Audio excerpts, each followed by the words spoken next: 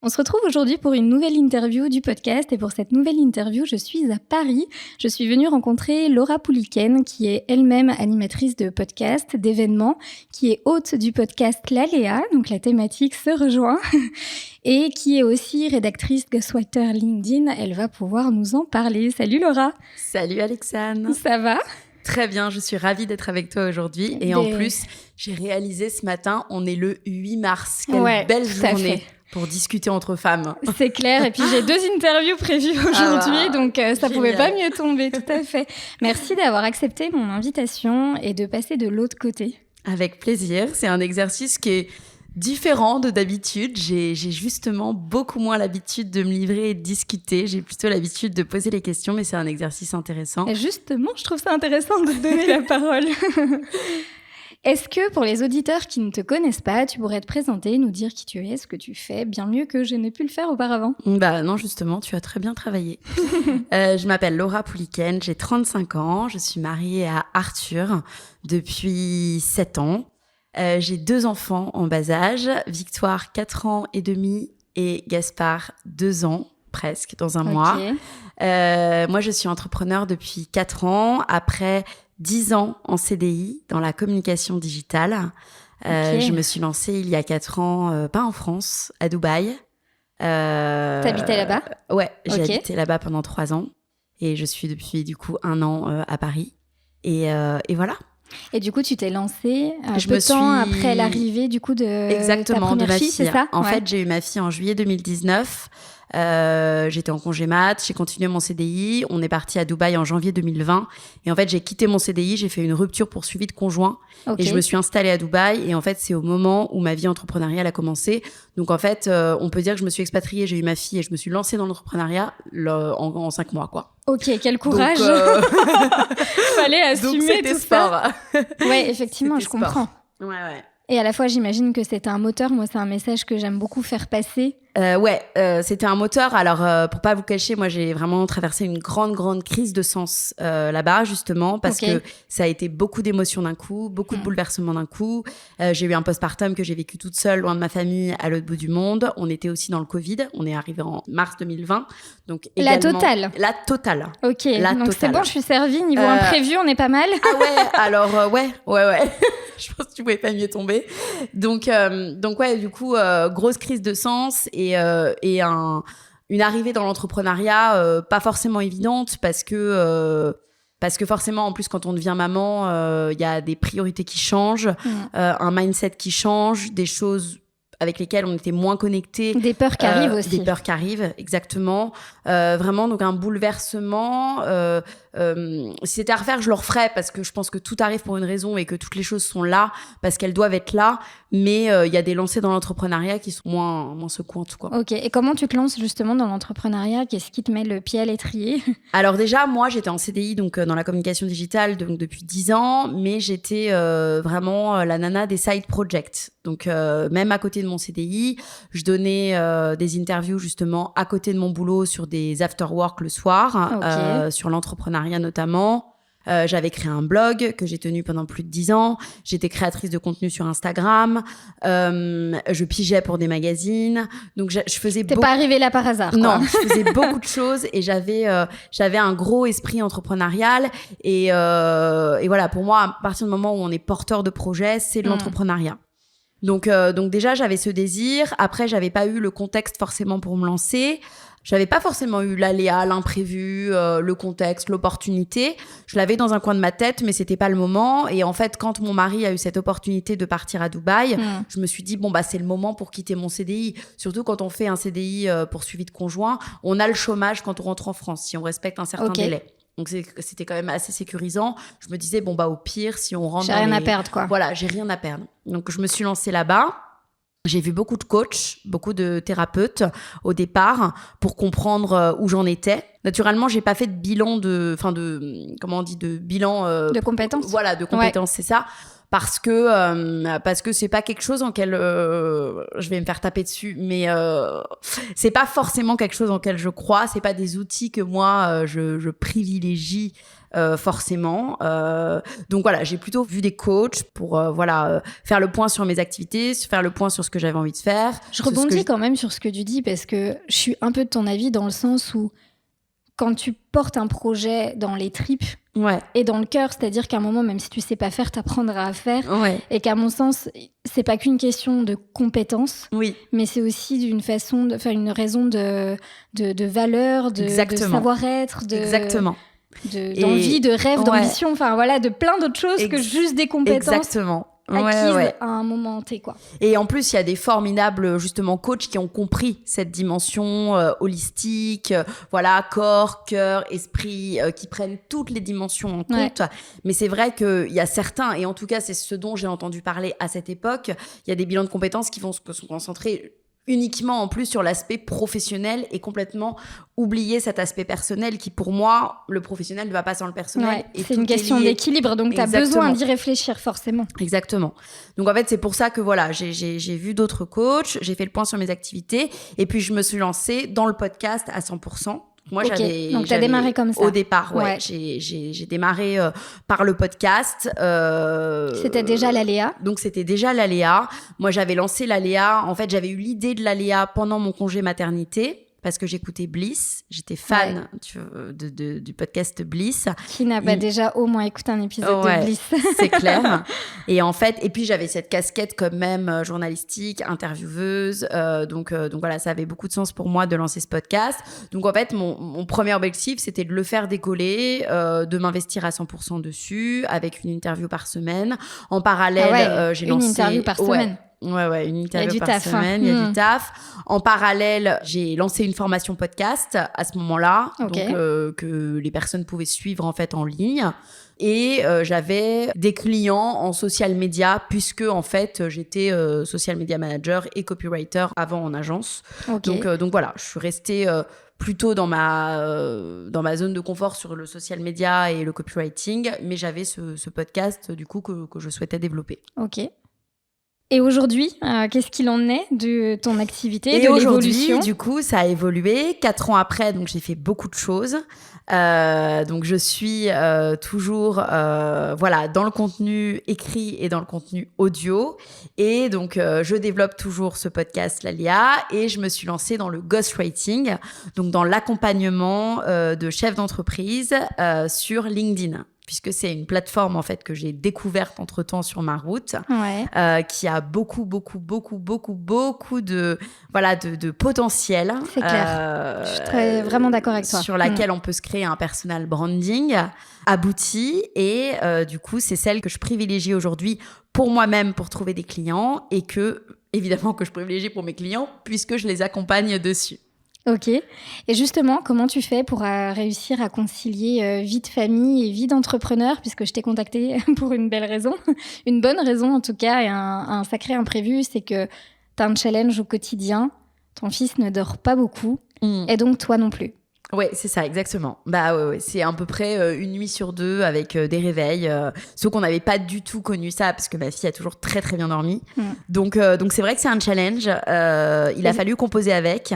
Et c'est quoi ? C'est genre un réveil par nuit ou 2, on va 3 dire, ça dépend en fait, c'est très aléatoire. Ça peut être 5 réveils comme 0 réveil. Ok. Donc, tu sais jamais, quand tu t'endors le soir, tu sais pas trop à quoi t'attendre. Non, exactement. Et enfin, même si on a toute une routine et justement, on fait tout, on va dire, comme il faut, quoi. On a vraiment la bonne routine de sommeil, la bonne réassurance. On a, donc. T'es dans la recherche de solutions. Ouais, voilà, je suis dans la recherche de solutions. D'ailleurs, pour ceux qui peuvent nous écouter et que ça peut aider. On a testé beaucoup de médecines parallèles, comme la kinésiologie notamment, qui est vraiment une kinésiologue. C'est une personne qui va intervenir en fait sur les muscles de l'enfant pour libérer des énergies qui peuvent être négatives, des énergies qui peuvent être bloquantes en fait. Et donc ça nous a beaucoup aidé. Ça lui a permis de s'apaiser. Mais voilà, non, on essaye beaucoup de choses, mais c'est vrai qu'on a beaucoup de réveils. Il y a quand même des nuits entrecoupées. Ouais, carrément. Et quand on est une maman de 2 enfants, qu'on a cette challenge de sommeil et que le matin on se réveille, on gère les enfants, nounou, crèche, école, tout ça, et qu'après on doit bosser en fait toute la journée, comment on fait, comment on trouve l'énergie? Et comment on trouve l'énergie? Déjà, en fait, la première chose qui, moi, m'a pris peut-être un petit peu de temps à réaliser, en fait, c'est de se déculpabiliser et arrêter de se comparer aux autres. En fait, moi, je suis quelqu'un qui était très impatiente. Alors, je le suis toujours, j'ai peut-être une partie de moi qui l'est toujours, mais je travaille beaucoup dessus. Et aujourd'hui, j'arrête complètement d'être impatiente et surtout de me comparer aux autres, en fait. C'est pour ça que je me suis aussi... C'est un vrai danger, ça. Hein. Voilà, c'est pour ça que je me suis arrêtée, en fait, de consommer beaucoup de contenu et que quand je vais sur les réseaux, quand je vais sur un podcast, plutôt je crée du contenu pour justement éviter de me comparer aux autres et de me dire, OK, par exemple, cette entrepreneuse, elle va avancer plus vite que moi. Cette entrepreneuse, elle va être à ce stade-là alors que moi, je me sens à ce stade-là. Parce qu'en fait, on sait pas ce qui se passe dans la vie des autres, on sait pas quelles sont les contraintes des gens et je trouve que c'est un gros truc, en fait, déjà à arrêter de faire. Et quand on arrête de faire ça, on se déculpabilise, on accepte les choses comme elles sont et ça fait du bien à tout le monde. C'est marrant que tu abordes ça parce que c'était un sujet d'un de mes posts sur Instagram hier. Du coup, pour dire que j'avais mis le temps, mais que j'avais arrêté de me comparer aux autres et que ça me permettait, en fait, de prendre ma place et de pas chercher, en fait, à être comme quelqu'un d'autre. Et en fait, surtout derrière, notamment, parce qu'on parle beaucoup des réseaux là, mais derrière Instagram, on sait pas qui sont les personnes, on sait pas leur chemin, leur parcours. Les gens leurs imprévus, en plus, leurs doutes aussi, c'est ça. Mais on veut tellement juste montrer une image, j'allais dire, assez lisse de réussite parce que les gens félicitent les réussites et que l'échec est un peu pointé du doigt, alors que je pense qu'on devrait tellement pas avoir cette culture-là, d'où le podcast Imprévu pour montrer que, en fait, on peut réussir, bien sûr, mais tout en ayant tout un tas d'imprévus, d'aléas au quotidien, quoi. Bien sûr. Et puis surtout, arrêtons de se comparer aux autres, quoi. C'est notre propre chemin avec nos aléas. Et un chemin qui nous paraît comme ça plus rapide n'est pas forcément pour nous. Donc voilà. Donc ça, déjà, accepter de faire ça, c'est déjà un mindset qui change. Et parce que moi, j'ai dû carrément m'arrêter de travailler. Alors pas pour le coup pour le sommeil, mais nous, quand on est rentré de Dubaï, j'ai pas trouvé de mode de garde. Donc c'était l'année dernière. Donc on est rentré en janvier 2022. Donc, j'ai pas trouvé de mode de garde, pas de crèche, pas de nounou. Moi, j'avais des clients. À ce moment-là, j'avais 3 clients. J'ai dû arrêter. Parce qu'au début, j'ai concilié clients et bébé. Et vite, c'est l'enfer. Et en fait, c'était pas possible. Je l'ai connu pendant 1 an aussi. Parce qu'en fait, je travaillais la nuit, j'étais stressée. J'arrivais pas à aller au bout des choses comme je le voulais. Je me décevais. Je pouvais prendre le risque de décevoir. Donc, en fait, j'ai arrêté. Je me suis dit, OK, là maintenant, j'avais le chômage. C'est parce que j'étais rentrée en France, donc j'avais cette aide. Je me suis dit, écoute, t'arrêtes maintenant et tu te concentres sur ta vie de maman. Et tu deviens maman au foyer, même si j'avais toujours mon podcast et tout ça. Et en fait, j'ai adoré. Je me suis épanouie dans ma vie de maman comme jamais. J'ai accepté cet imprévu et je me suis dit, non, mais en fait... ton bébé, il sera petit, mais juste tellement peu de temps dans ta vie. Donc, prends ce moment et je me suis épanouie comme jamais. Alors que j'aurais jamais pensé. J'avais le contexte pour le faire. Et en fait, je me suis épanouie comme jamais. Donc, je savais que ça allait pas durer en plus trop longtemps, parce que cette année, je savais que j'aurais un mode de garde. Mais en fait, j'ai kiffé ma période. Et en fait, j'étais pas juste dans le mindset entrepreneuse, j'étais dans le mindset maman. Et en fait, je me suis prise de passion même pour l'éducation bienveillante que je connaissais pas. Et je trouve que dans l'imprévu, il y a beaucoup de choses qui se passent, en fait. Et beaucoup de belles choses qui se passent. Beaucoup de belles choses qui se passent. Et en fait, je me suis intéressée à l'éducation bienveillante, je me suis intéressée à la parentalité positive, je me suis intéressée sur l'alimentation des enfants. Je me suis intéressée à plein de choses. Et jamais je m'y serais intéressée si je m'étais pas arrêtée, en fait, si la vie m'avait pas fait que je m'arrête. Donc voilà, quand j'ai repris le travail cette année, j'étais très, très heureuse de cette parenthèse. Et donc voilà, donc tu me demandes comment je fais, il y a déjà ça, donc un gros travail de mindset. Ensuite, aujourd'hui... Le mindset, quoi qu'il en soit, dans tout ce qu'on entreprend dans la vie, c'est la clé, quoi. C'est la clé de tout, de toute façon. Donc ensuite, il y a aussi un gros travail de limites que je me fixe. C'est tout bête, mais j'avais tendance à dire oui à tout. Maintenant, je dis non à beaucoup de choses. Mais c'est tout bête. Alors, oui et non. Oui, en fait, c'est facile de se dire ça comme ça. Mais alors, tu sais, moi, je coach au quotidien des entrepreneuses et c'est un vrai sujet. Ouais, c'est un truc de fou. Et imposer ses propres limites, c'est aussi se respecter. Complètement. Et moi, d'ailleurs, c'est drôle parce qu'il y a encore 2 ans, je faisais des posts Instagram en disant oui, non, mais je dis oui à tout parce que je veux pas lâcher des opportunités. Et je me souviens qu'à l'époque, j'avais déjà des entrepreneuses plus aguerries, plus développées qui me disaient ah non, c'est le contraire pour moi et je comprenais pas trop. Mais on a besoin d'explorer aussi, exactement. en fait. Et aujourd'hui, je dis non et j'en ai parlé plusieurs fois sur LinkedIn d'ailleurs, mais l'année dernière, du coup, pendant que je gardais mon fils, j'ai dit non à des belles opportunités, mais en fait, j'ai pas regretté parce que je me suis dit si elles doivent se représenter, elles se représenteront. C'était pas le moment pour moi. J'aurais pas pu travailler comme il fallait. Ça m'aurait généré beaucoup plus de stress que de satisfaction. Donc en fait, maintenant, j'apprends à dire non. Je me connais aussi, et ça, pareil, ça fait pas longtemps que j'ai mis en place ça parce que. Alors évidemment, en tant qu'entrepreneur, faut se connaître. Moi, j'ai fait beaucoup d'outils de connaissance de moi. Ce que je conseille, moi, c'est beaucoup l'human design, le thème astral, le thème numérologique. C'est des belles données, des outils, des clés de connaissance de soi qui permettent de pas partir à l'opposé de qui on est vraiment. Et en même temps, de savoir si... Enfin, moi, ça m'a confirmé que j'étais à ma bonne place, en fait. Tous ces outils m'ont confirmé que j'étais à ma place. Donc voilà, je ne peux que les conseiller. Et en fait, aujourd'hui aussi, je me connais dans ma façon de travailler. Je sais très bien, en fait, qu'avec des nuits courtes et avec des enfants en bas âge, le matin, je dois tout donner. Mais vraiment, moi, en me connaissant, le matin, je dois tout donner. Okay. C'est-à-dire que le matin, je mets toutes mes tâches créatives. Je dépose mes enfants à 8h, 8h20. 8h45, je suis chez moi. Je me fais mon café. Et là, t'es ta bulle de créativité, quoi. Exactement. Et je sais que c'est cette période, 9h, jusqu'à... Et c'est pour ça que je mange quand même tard. Jusqu'à 13h30, 14h, je vais faire toutes mes tâches qui me demandent d'être à fond, d'être en full capacité. Donc, j'écris mes posts LinkedIn pour mes clients.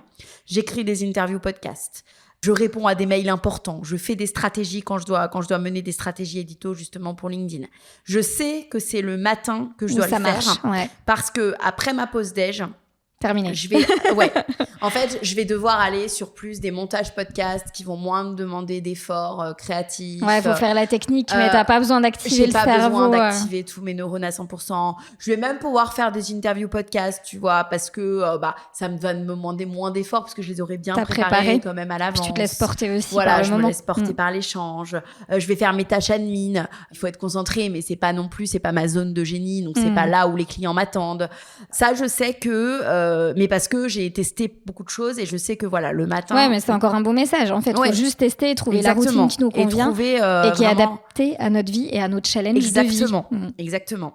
Donc après, je vais faire toutes ces pauses. Tu vois, je vais me prendre un café avec une copine. Je vais faire, je vais faire plus, l'après-midi des choses qui me demandent moins d'efforts intellectuels.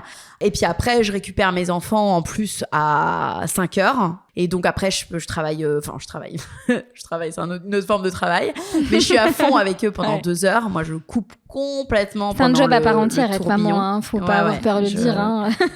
Je coupe complètement. Et puis après, parfois, et souvent c'est le dimanche soir, moi, parce que mes épisodes de podcast sortent le lundi, et que j'aime bien préparer ma semaine le dimanche soir. Je prépare toujours ma semaine à l'avance avec, ma to-do, là où je dois mettre principalement mon énergie et tout ça. Je sais que du coup, le lundi, j'attaque d'une bonne manière. Ouais. Concrètement, ce qu'on retient, c'est que tout est une question d'organisation et de connaissance de soi. Ouais, exactement. Et que même avec peu d'heures de sommeil, faut aussi laisser de la flexibilité dans son horaire, dans son planning. Oui. Super, merci beaucoup pour ce partage. Merci. T'as d'autres clés à nous partager ? Autre chose, mais je trouve que c'est encore plus adapté à le rappeler le jour des droits de la femme. Ouais. Mais j'engage mon mari à 100% dans les tâches ménagères, dans les tâches avec les enfants. Alors nous, on a une répartition vraiment à 50-50 et je ne veux et n'accepte de ne rien prendre de plus que lui. Alors voilà, c'est comme ça. Non mais merci pour ce partage. C'est un discours ultra féministe. Tu vois, on est vraiment alignés sur nos messages parce que j'ai publié sur LinkedIn ce matin aussi par rapport à ça pour dire que en fait, derrière donc cette journée des droits de la femme, l'égalité, etc., faut pas oublier qu'il y a des hommes aussi qui ont évolué. Exactement. Et ton mari et mon mari en font partie. Parce que je disais, mon mari fait le ménage, c'est lui qui emmène les enfants à l'école. Ah bah oui. En fait, il est là à 2000%. Et en plus, il me soutient, c'est-à-dire que c'est l'homme de l'ombre. C'est celui qu'on voit jamais. qui du coup est entrepreneur avec moi. On est associés, il fait toute la partie technique. Trop bien. Mais aujourd'hui, il me permet en fait de prendre cette place, d'être une femme épanouie. Exactement. Et donc, il faut pas oublier aussi, et je pense que c'est un beau message parce qu'on parle de l'égalité. Ouais. Et donc, il faut pas rentrer, à mon sens, ce n'est qu'un point de vue dans l'ultra-féminisme. Ah oui, complètement. Encore une fois, on est là pour parler d'égalité, d'équilibre. Et donc, il y a des hommes qui nous permettent aujourd'hui d'être les femmes qu'on est et qu'on n'aurait pas pu être il y a quelques années. Bien sûr. Et c'est ce qu'on dit toujours. Derrière un grand homme, il y a une femme de l'ombre. Derrière une grande femme, il y a un homme de l'ombre. En fait, il y a toujours quelqu'un. Enfin, derrière Barack Obama, on a tous besoin des uns et des autres. Et derrière Michel, il y a Barack. Et en fait, moi, c'est ce qu'il a intégré aussi, parce qu'il a pu avoir un discours. Oui, mais toi, t'es entrepreneur, t'es plus flexible. Et en fait, non, mon gars. Je suis pas plus flexible, en fait. J'ai une flexibilité que je choisis dans le sens où je vais chercher mes enfants à 5h, 5h30, plutôt que de les laisser avec une nounou et d'aller chercher à 6h30. Oui, ça, je me l'octroie. Lui, il rentre un peu plus tard du travail que moi.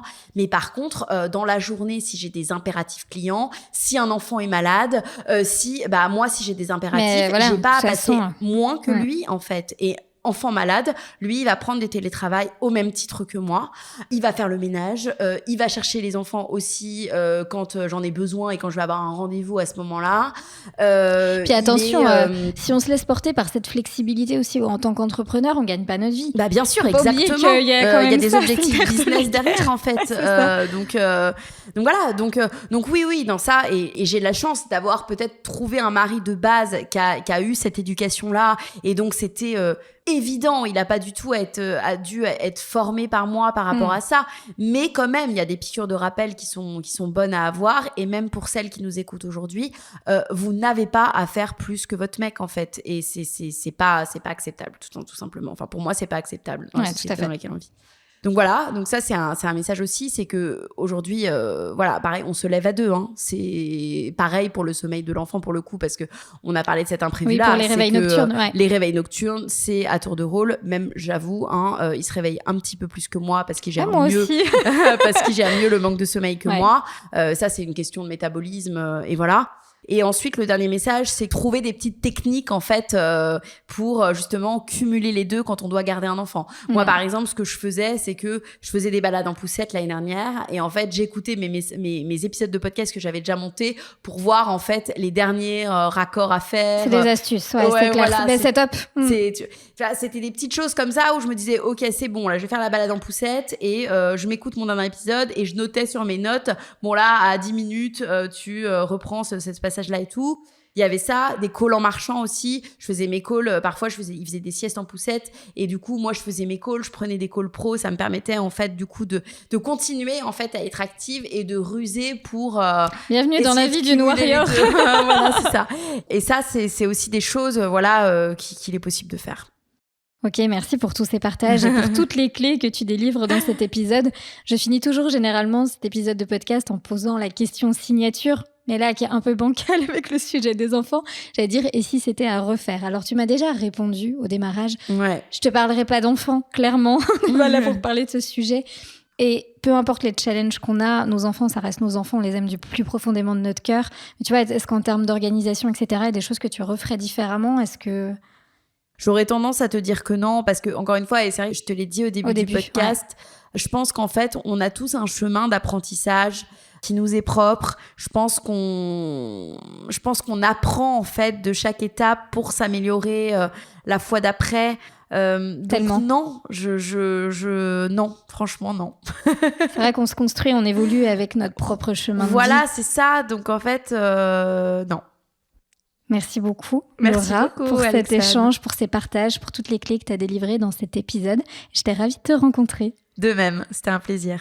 Et Laura, peut-être une dernière petite question. Si on veut te suivre, si on veut échanger avec toi, où est-ce qu'on va? Alors, sur LinkedIn, Laura Pouliken, ou sur Instagram, Lo from Paris. Je mettrai les notes juste en dessous de l'épisode de podcast. C'est mes deux comptes, en fait, qui relient tout ce que je fais, toutes mes activités, toutes mes valeurs, tous mes centres d'intérêt. Ok, génial. Merci, Laura. Merci. À bientôt. À bientôt.